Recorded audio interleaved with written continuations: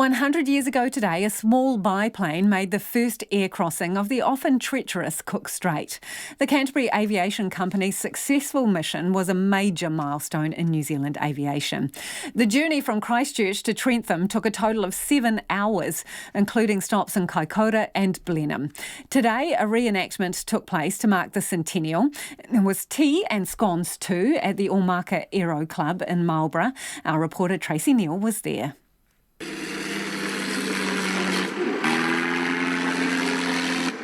The splutter of the Avro 504K biplane was less heart-stopping 100 years ago than it was the sound of progress. On August the 25th, 1920, British-born First World War flying ace Captain Ewan Dixon took off from Sockburn at 7 in the morning. On board with him were mechanic J.E. Moore and the aviation company's deputy chief, C.H. Hewlett, plus a pile of what became the country's first airmail. Just over 2 hours later, they landed in Kaikōura. Captain Dixon's radio chatter was reported later by the Evening Post. Left Christchurch in adverse conditions. Very strong northeaster. Made bad time to Kaikōura when petrol was running short. He landed safely, but a few miles short of the arranged landing area. Landed on a rather rough paddock and managed to get some motor spirit from Mr. Bullen, the Elms.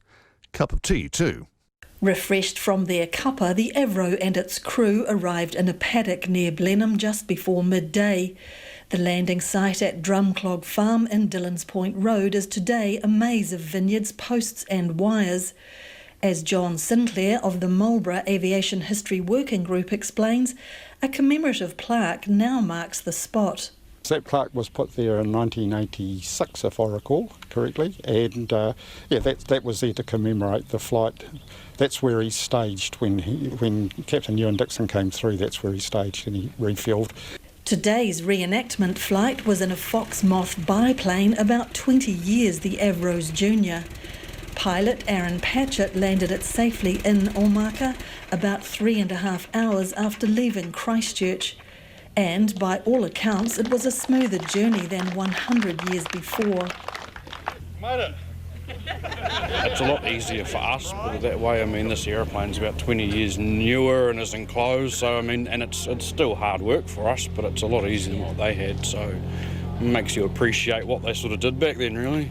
Christchurch academic Dr. Richard Holdaway helped organise today's reenactment of that famous first flight and says it was special for a number of reasons, especially this one. My father and his twin brother actually saw Dixon arrive in Blenheim, and when he was a lad, and later on in his life we were able to show him Concorde flying in and out of Christchurch. So the history of aviation in one lifetime. The century-old attempt on Cook Strait began just before 1 o'clock. Dixon recorded the flight in his logbook, which is now in the collection of the Air Force Museum of New Zealand. Followed coast to Arapawa Island and then across. Only incident being cloud flying for about 10 to 15 minutes at 6,000 feet. Landed at Trentham Racecourse at 2:10 p.m. The feat was important because it linked the two islands in what aviation enthusiasts describe as a golden era of flight globally. Dr. Holdaway says it was also a time when the world was just emerging from a very bleak few years. Aviation itself was barely 17 years old, and the first flight in New Zealand had happened 9 years before. We took it on really quickly, and of course then the Great War took place. And Dixon was a hero in that.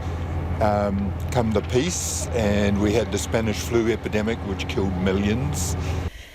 The Avro crossed the strait at 6,000 feet, arriving in Trentham unannounced. The Dominion Post reported in 2013 that the lack of fanfare didn't stop spectators marvelling at the aerobatics of its pilot. A few days later, the Avro returned to Marlborough. John Sinclair says it was another fine moment in the region's history. When he came back, because he was stuck in Wellington with weather for 3 days, he came back and he stayed there for another 5 days doing joyrides at $1 each. In that time, he made nearly 100 flights and carried 166 passengers, as well as performing some stunt flying.